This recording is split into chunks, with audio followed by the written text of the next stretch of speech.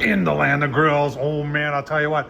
I'll tell you, even though it's January and it's been very winterish here in Wisconsin, I feel like some summertime food and some brat and onions from our good friends at Usinger's. That's right, the onions are in the brats.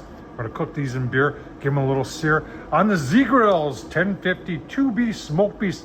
This thing, I'll tell you what, folks, gotta check it out. Obviously, I've done some mods, painted it. Other than that, I tell you what, this thing even smokes at 300 degrees. Absolutely awesome. Put some smoke on these Usingers and then put them in some beer with some more onions underneath. Oh, gonna be so good. All right, folks, give you a look at the setup. Got some smoke, really nice smoke. Got the Z Grills. They call this the Smoke Boss because it really does do a great job. Set at 225. The PID controller does a great job of maintaining 225. You can see it right there. So what I've done is, you can see I'm getting some nice color on our brats down below. Got my beer and onions up above, just getting pre-warmed up. We'll give these probably about 45 minutes, a little smoke. Turn it up to about 325, and then I'm cooking the beer. It's gonna be so good. Oh man.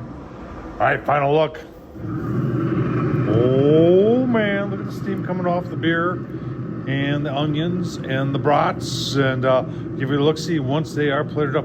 Gonna be delicious.